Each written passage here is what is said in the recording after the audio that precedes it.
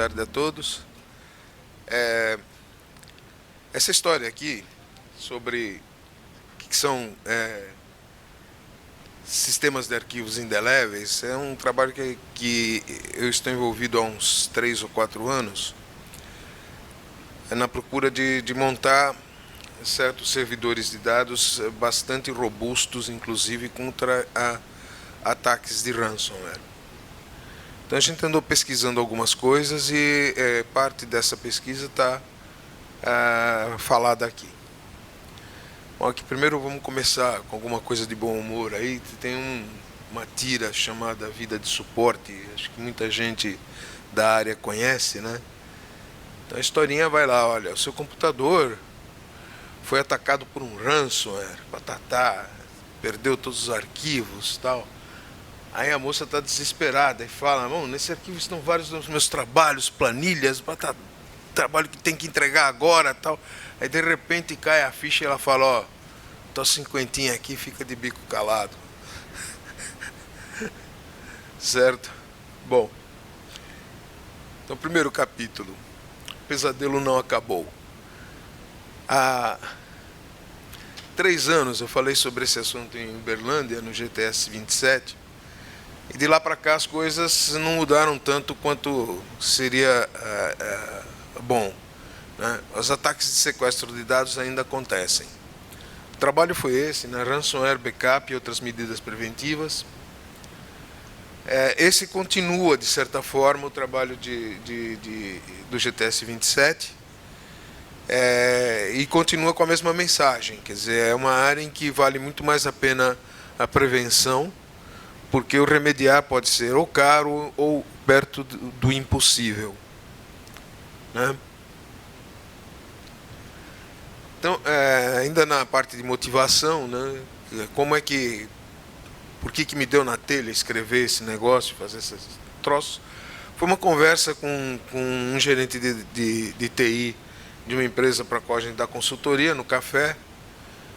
Aí ele estava falando, o nosso parceiro, uma empresa parceira deles lá, o cara do Rio de Janeiro está aqui reclamando que aconteceu um ataque de ransomware no servidor deles, eles levaram horas e horas para resgatar tudo do backup, perderam 2 dias de trabalho. Falei, então o inferno ainda tá valendo, né? Isso é uma amostra uma imagem do WhatsApp dele, né? O cara chorando as pitangas, né? Do que aconteceu. Aqui está o resultado do que aconteceu. Não dá para ler, está muito pequenininha as letras, mas todos os arquivos do cara foram transformados, renomeados, né, nesses nomes estranhos, com um pseudo-endereço eletrônico no meio e tal. E, na verdade, estavam todos cifrados com uma chave bem complicada, uma chave de 2048 bits, pelo que a gente soube. Né? Bom, o que você faz com uma coisa dessa? Você paga o resgate ou você agiu preventivamente e tem como recuperar os dados. Tá certo?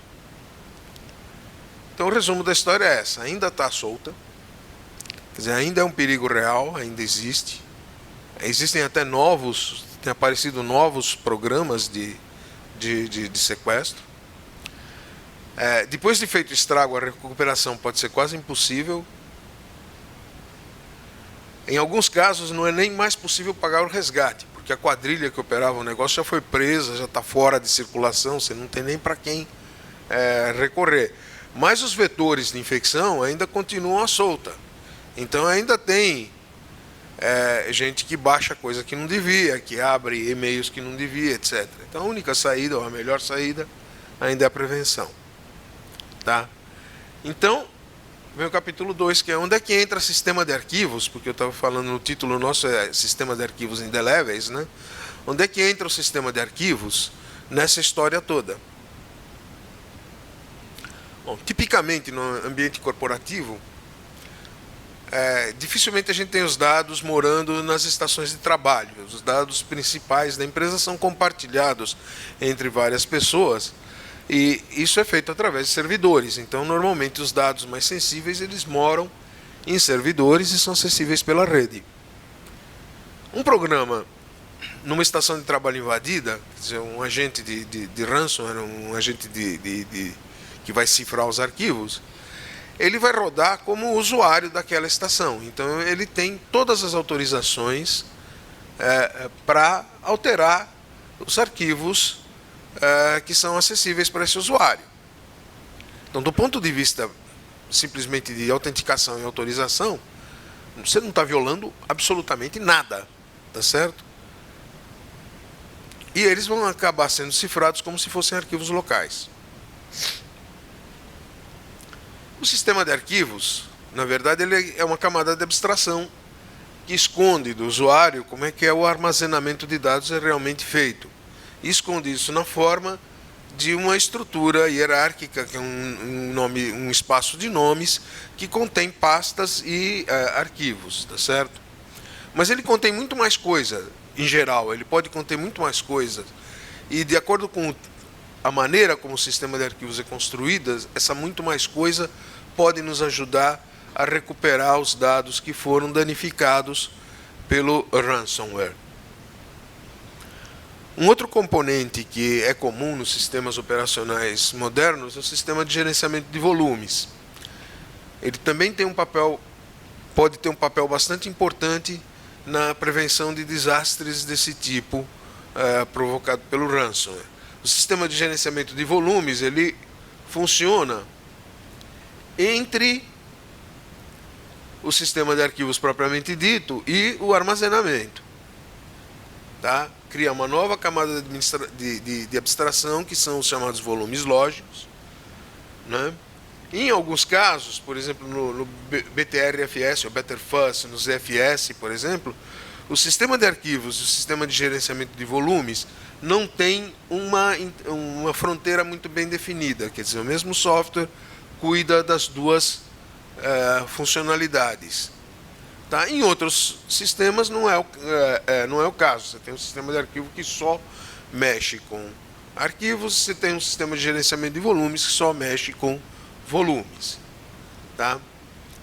Existem estratégias de defesa contra ransomware que se baseiam em propriedades justamente do sistema de gerenciamento de volumes. Por exemplo, no LVM, que é um sistema comum no Linux e em alguns outros lugares também, você tem a capacidade de criar snapshots, quer dizer, criar imagens instantâneas dos seus volumes. E se você tiver uma imagem criada um pouco antes do ataque de ransomware começar, você pode recuperar seus dados rapidamente a partir dessa imagem e não ter que recorrer a um backup offline que demora para burro para ser carregado. Okay? Então, um exemplo aí é a combinação do sistema de gerenciamento de volumes com um sistema de arquivos esperto como o Nilfis 2, por exemplo. No capítulo 3, né, arquivos indeléveis e a arte de viajar pelo tempo. Vocês devem conhecer um mecanismo de backup da Apple que chama Time Machine, né? A ideia é levar isso a certos extremos até. Bom, o que é um sistema de arquivos indeléveis? Ou sistema de arquivos de log, né? Chama Log Oriented File Systems ou Log File Systems. Todos os dados são guardados num silo circular e só são removidos quando for necessário reaproveitar espaço. Então a gente pega o disco inteiro, ou volume inteiro, considera isso como um silo circular, quer dizer, eu pego o primeiro bloco, o segundo bloco, quando terminar, volto de volta para o primeiro bloco. E vou gravando sequencialmente as coisas nesses blocos, tá certo?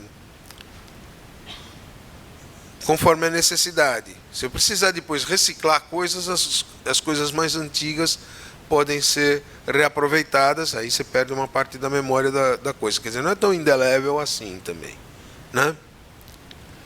Bom, uma consequência imediata é que a ocupação do disco cresce com o tempo. Evidente. Então, se você começa com um certo volume, você vai usando, ele vai aumentando gradativamente até a hora que você precisa comprar mais HD ou descartar o que já tinha no passado, e aí vai. Bom, felizmente o custo do HD, os discos baixaram bastante de preço ultimamente, então isso viabiliza um pouco mais o uso de sistemas de arquivos dessa natureza. Para não gastar tanto disco, quase todos eles têm alguma estratégia de deduplicação, quer dizer, de evitar que blocos com o mesmo conteúdo sejam gravados 2 vezes em lugares diferentes. Então, em vez de gravar de novo, ele simplesmente pega um apontador e aponta para o bloco original. Né? Mas a consequência mais interessante disso é que ninguém deleta ou modifica arquivos impunemente nesses sistemas. Quando você deleta um arquivo, você simplesmente deletou da imagem corrente, mas todas as imagens passadas, os dados passados ainda estão lá. Então a gente ainda pode ter mecanismos para recuperar esses dados passados. Tá? E aí é que a gente tem uma chance de combater, de sobreviver a um ataque degenerativo, como o caso do ransomware. Né? Uma outra consequência interessante que eu não mencionei aqui, mas é que esse tipo de sistema de arquivos é particularmente útil em dispositivos de estado sólido, porque uma propriedade que os dispositivos de estado sólido têm é que a durabilidade dele depende do número total de acessos, no número total de escritas, né, feito no maior dos blocos, então no bloco mais utilizado. Então, se você conseguir espalhar as escritas uniformemente ao longo de todo o conteúdo, ao longo de todo o volume físico do SSD, por exemplo, você está aumentando a vida útil dele. E esses sistemas fazem exatamente isso, porque como eles vão gravando sequencialmente até o fim do volume e voltam para o começo, você está utilizando ele da forma mais uniforme possível. Né? Exemplos de sistemas desse tipo vêm desde os anos 80. É capaz que tivesse até coisa anterior, mas o que eu achei mais antigo foi isso. O MVS SP2, o MVS SP2 da IBM, em 1980, né? Você vê que havia vida inteligente no século XX e tal, mas essas coisas não são tão novas quanto parece, né?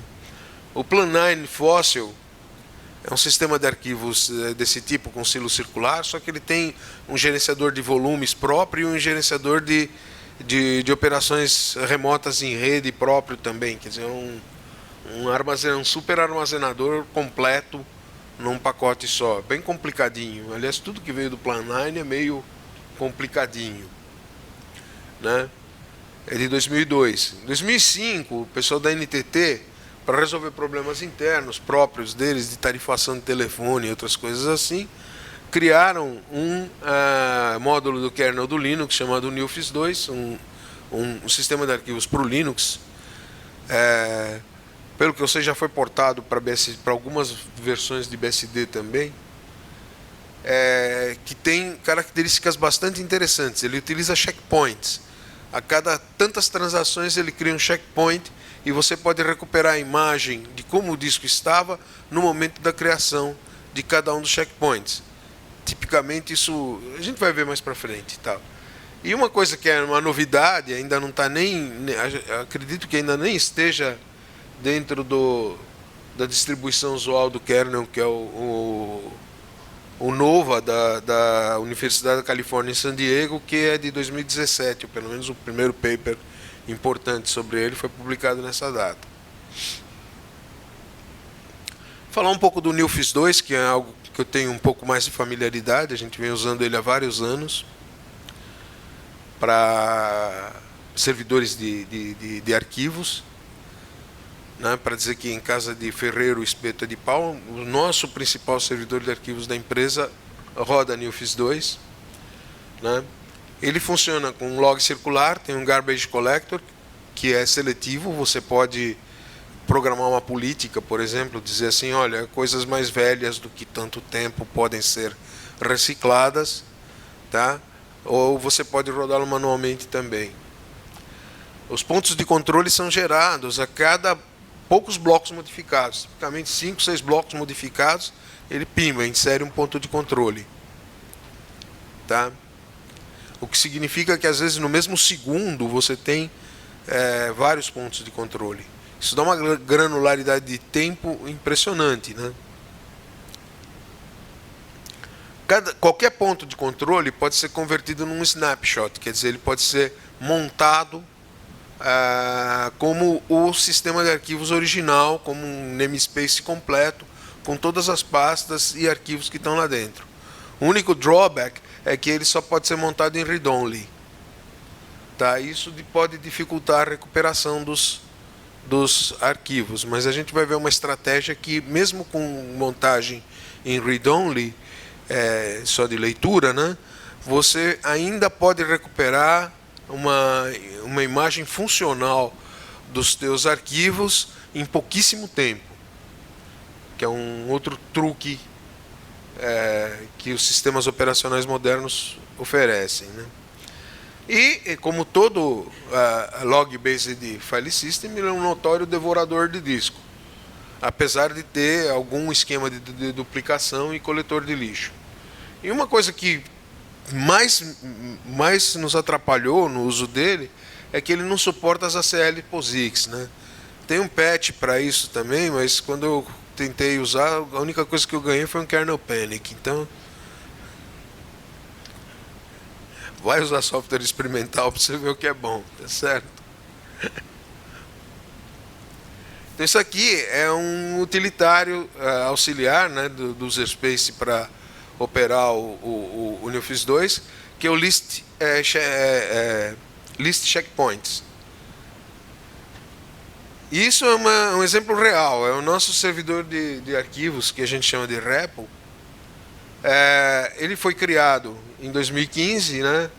Em 2015, isso daqui a última coluna mostra o número de inodes, ou seja, o número de objetos, pastas ou arquivos que estão contidos nele. Então, nessa data aqui, foi formatado um sistema de arquivos em cima do cara e foi começado a colocar coisas lá dentro, tal, né? 4 anos depois, quase 4 anos depois, em 2019, eu tenho aqui quase 300 mil objetos dentro do sistema de arquivos, tá certo? E eu posso, se quiser voltar no tempo, dá para voltar até 2015, entendeu? E você pode ver que no mesmo minuto aqui, olha, às 14h39, 34, 14h39, 28, 14h39, 13 e tal, você vai tendo checkpoints um atrás do outro, porque estava havendo muita operação de disco nessa hora. Nessa coluna é o número de blocos que foram alterados ou mexidos naquele checkpoint, tá? Então você pode ter nesse checkpoint aqui tem uma lista de 1.247 blocos, o outro tem 23, 24. Ele faz isso oportunamente, por tempo e por número de transações. Tá? Como é que a gente transforma um ponto de controle em snapshot? Você tem um outro comandozinho dele que é o CHCP, o Change Control Point. SS significa transforma em snapshot. Aqui é o número do ponto de controle. E aqui é o device onde o treco está rodando. E aí você pode montar isso utilizando uma opção CP igual e tem que colocar o RO de Read Only. A partir desse momento, esse /MNT passa a conter um namespace igualzinho ao que estava no sistema de arquivos na hora que o checkpoint 1, 2, 3, 4, 5, 6 foi criado. Com cada um dos arquivos no seu estado, tudo bonitinho. Tá? Então já viu qual é a utilidade disso no caso de ransomware, tá certo? Se você conseguir ter um checkpoint imediatamente anterior ao ransomware, ao início do ataque, você consegue recuperar os teus dados como estavam naquele momento. Uma outra alternativa que estamos estudando e estamos usando com algum sucesso, principalmente para quando não há necessidade de uma granularidade de tempo tão grande, tão fina, que é o Butterfuzz. O Butterfuzz é um sistema de arquivos baseado em bitrees, né, árvores binárias, reminiscente do Riser FS. Não sei se vocês lembram desse da triste história do Hans Reiser, né? E seu sistema de arquivos revolucionário. Alguém retomou a ideia, continuou e desenvolveu o Butterfuzz a partir disso. O que ele tem de chique é que ele permite criar snapshots de subvolumes, ele divide o volume em subvolumes, e um snapshot de um subvolume é um outro subvolume que, com a mesma hierarquia, digamos assim, com a mesma natureza do próprio volume inicial. Então, você transformar um snapshot num volume principal, na imagem corrente, é relativamente fácil no Butterfuzz. Tá? Então, a parte de recuperação dos dados do Butterfuzz é mais chique, digamos assim, mais elegante do que no caso do Nilfisk, né? Em compensação, ele não tem a granularidade temporal do outro. Ou seja, o que a gente tem é duas alternativas de sistemas de arquivos, e que a escolha de uma ou outra vai depender muito mais das circunstâncias, das condições e das necessidades de cada caso, né? Uma característica interessante é que tem a conversão rápida do XT3 para XT4 e Riser para BTFS. O que significa isso? Imagina que você tem um servidor de arquivos em XT4 com 8 terabytes de informação lá dentro. E você precisa, porque se decidiu utilizar agora alguma coisa que é a prova de bala com relação a ransomware, né? Você precisa converter isso daí em um sistema de arquivos mais robusto contra ransomware. Então, o Butterfuzz permite você fazer uma conversão online, quer dizer, você transformar o seu XT4 em Butterfuzz sem mover os dados, só criando um novo conjunto de metadados, tá? Isso daí isso daí com o teu sistema rodando, você não precisa nem desmontar ele para fazer isso, tá? Isso pode ser super interessante, porque imagina o que é fazer uma conversão de formato de sistema de arquivo de 8 terabytes em offline, quer dizer, você vai ficar horas parado, né? Outra coisa que ele permite são union mountings ou overlays, né? Montagem em camadas, que permite criar um novo sistema de arquivos a partir de um sistema de arquivo pré-existente. Essa operação, na linguagem do Butterfuzz, chama-se seeding. Tá? O sistema de camadas é você ter dois ou mais sistemas de arquivos, ou pastas, ou namespaces, né? E você monta um sobre o outro. E aí, quando um recurso existe no sistema superior, ele é usado no sistema superior. Quando ele só existe no sistema inferior, é usado no inferior. Mas o usuário vê isso como um namespace só. Tá? E, normalmente, o sistema de baixo é read-only e o de cima é read-write. Então, quando você modifica ou deleta um arquivo, o que você faz é mexer no sistema de cima. E o de baixo permanece exatamente como se estava. Então, o de baixo é chamado semente, né? O seed de um sistema em union mounting, em overlays. O Linux tem a possibilidade de fazer union mounting com qualquer sistema de arquivos, tá? Mas isso é uma coisa feita no espaço de usuário e não no espaço do kernel. Então, não é a coisa mais eficiente do mundo, mas para quebrar galho numa recuperação de um ataque de ransomware era uma boa ideia. Outra coisa que ele tem, na verdade ainda não tem, mas está prometido, tem alguns betas e tal, é compressão transparente e criptografia, né? E tem funções típicas de gerenciamento de volumes, por exemplo, incorporar volumes físicos no teu sistema de arquivos, operar com RAID 1, RAID 4 e coisa e tal. RAID 5 e coisa e tal, né?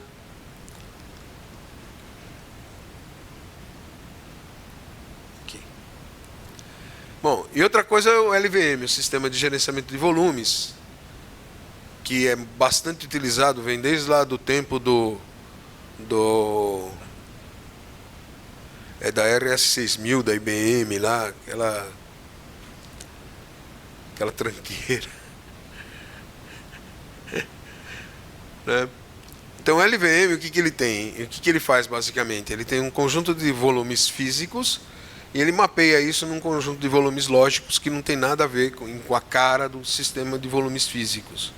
Então é uma camada de abstração do hardware de armazenamento. Né? E o que ele faz de legal é que ele permite fazer snapshots de volumes lógicos inteiros, independente do conteúdo. E mais ainda, esses snapshots são do tipo read-write. Tá? Esse truque de fazer esses snapshots é uma opção excelente para backup, porque quando você vai fazer um backup, fazer uma cópia de backup, você fazer de um sistema vivo, quer dizer, que está em funcionamento, significa que muitos arquivos vão para o backup abertos ou vão modificados parcialmente durante a cópia. Quem usa o R5, por exemplo, sabe desse tipo de problema. Então, em vez de fazer o backup do sistema vivo, você faz um snapshot e faz o backup a partir do snapshot. Você tem uma coisa estável. Tá certo? Mas tem alguns problemas. Nem tudo é paraíso nesse campo.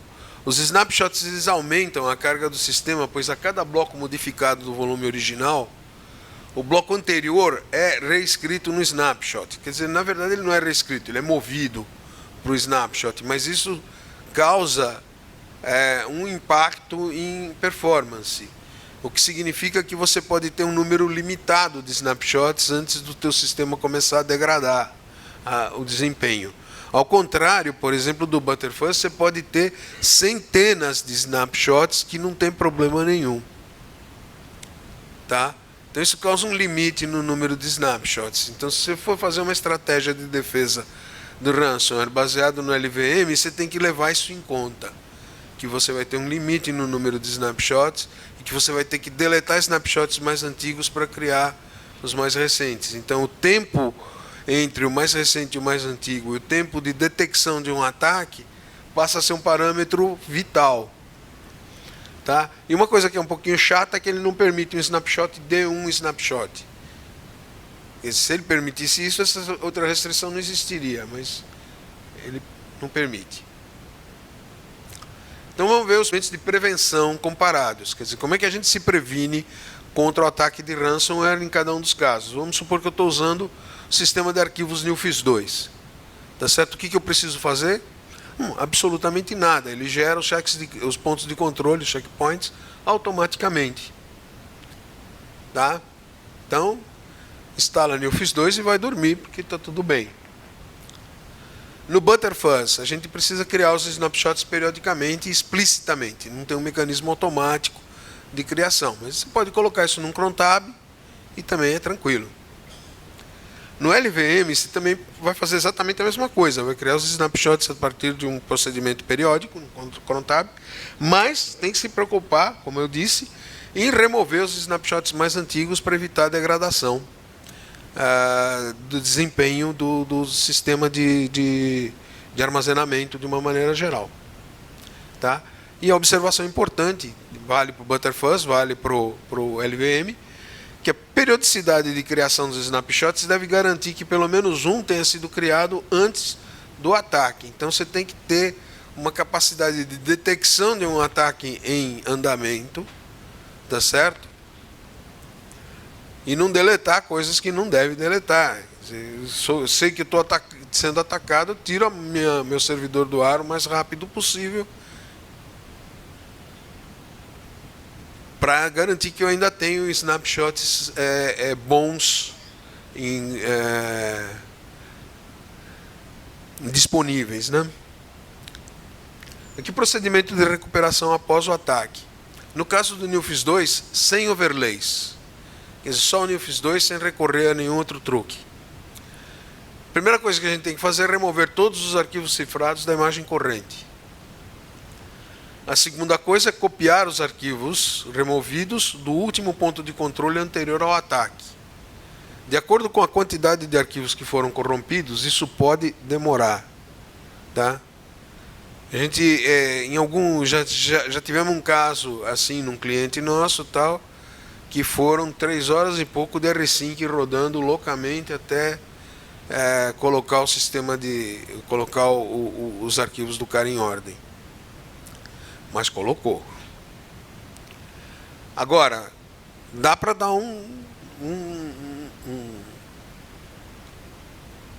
dá para enrolar o sistema, dá para enganar o sistema e fazer um caminho mais rápido, que é a utilização de montagem com overlays, né, ou a Union Mount. Como é que a gente faz isso? Primeiro, a gente remove tudo da imagem corrente. Vamos deixar a imagem corrente zeradinha. Tá? Na verdade, eu posso até criar um sistema, dar um MKFS, criar um sistema novo de arquivos a partir desse ponto. Aí vamos criar um sistema de arquivos estratificado, um sistema de arquivos com Union Mount, com overlays. Tá? No Linux é feito assim, mount, tá? Mount -d overlay. Você pode pôr qualquer porcaria aqui, porque ele não leva em conta a origem da montagem. E você vai especificar para ele 3 pastas, uma chamada lower, upper e work. A lower, essas 3 existem. A work está vazia, é uma pasta de trabalho que ele usa para mover temporariamente coisas. A pasta lower é a camada inferior do sistema de overlays, que é a camada read-only, e no nosso caso, essa camada lower vem exatamente do último checkpoint que a gente conseguiu recuperar. Certo? Na camada upper, eu coloco o novo sistema de arquivos vazio, que é o que vai passar a receber as modificações daqui para frente. Na pasta Work, põe uma pasta vazia com um espaço suficiente para ele manipular arquivos. E, finalmente, mando montar isso numa pasta Merged, que é onde vai ficar a combinação das 2 camadas visível para o usuário.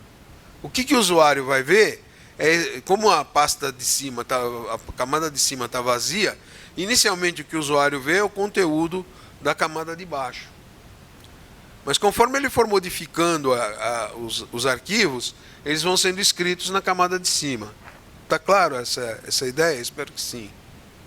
Tá? Tempo para fazer isso é rapidíssimo. Então você pode recuperar terabytes e terabytes em questão de segundos. No Butterfuzz é a opção mais simples que tem do ponto de vista de recuperação, porque basta você remover o subvolume corrente e promover o snapshot mais recente não corrompido à posição corrente. Tá? Um problema que é comum tanto no Nilfs quanto no caso do Butterfuzz é identificar qual é o snapshot mais recente não corrompido. Isso pode não ser muito fácil, quer dizer, você teria que detectar com alguma precisão o instante do início do ataque. Tá? Até 3 anos atrás, quando eu dei a palestra lá em Uberlândia, a maneira mais fácil de fazer isso era pelo tráfego na rede, porque durante o ataque de ransomware você aumentava brutalmente o tráfego de rede de e para o servidor. O de acha que agora alguns desses agentes de ataque, eles são mais sutis e têm um controle de banda, então eles são mais low profile, fica mais difícil de você identificá-los por essa forma. Tá? No caso do LVM2, infelizmente ele não tem um mecanismo para promoção de um snapshot para o volume principal. Então, ou você copia todo o snapshot mais recente não corrompido para o volume principal, ou se usa o artifício de montagem em camadas mostrado anteriormente no caso do Nilfs. Tá? Um problema com o LVM, já mencionado, mas é o fato de que o snapshot guarda as modificações, portanto não se pode criá-los a centenas. Tá? Qualquer coisa tipo 6, 7, 8 snapshots já começa a prejudicar o desempenho do sistema. Então, a detecção do ataque tem que ser a mais rápida possível, no caso dos LVM. Observações importantes, né? A escolha do método de prevenção depende muito mais das características locais. Por exemplo, se for necessário migrar rapidamente XT4, o Butterfuzz parece ser a melhor escolha, né? Se você tem um requisito de granularidade temporal muito fina, o Nilfis pode ser a melhor escolha. Além do uso de sistema de arquivos volumes com alguma inteligência, nesse caso, nunca se esqueça de backup, backup e mais backup. Afinal de contas, backup e canja de galinha só fazem mal a essa última, né? E a outra, quanto mais rapidamente o ataque for detectado e o servidor isolado da rede, tanto melhor, né? Essa observação que o tráfego de rede é normalmente alto de e para o servidor é um bom indicador de ataque em andamento, exceto, não está aí escrito, mas vamos falar, né? Exceto que alguns desses programas de ransomware já são mais sofisticados e fazem esse tipo de serviço em low profile. Conclusões: é melhor prevenir do que remediar. Há sistemas de arquivos e de gerenciamento de volumes que ajudam bastante na prevenção, né? Truques como a montagem estratificada podem tornar a recuperação bastante rápida. Apesar do estrago ser muito grande, a gente pode ter uma recuperação bastante rápida. Em caso de falha de todos esses procedimentos, apele para o bom e velho backup. É para isso que ele deve ser feito regularmente, tá? Finalmente, agradecimentos ao grupo de GTR, o GTS, o Registro BR, Nick BR e a minha empresa que, de certa forma, está me bancando pela minha ausência no trabalho lá agora, né? Está aberto para perguntas, então.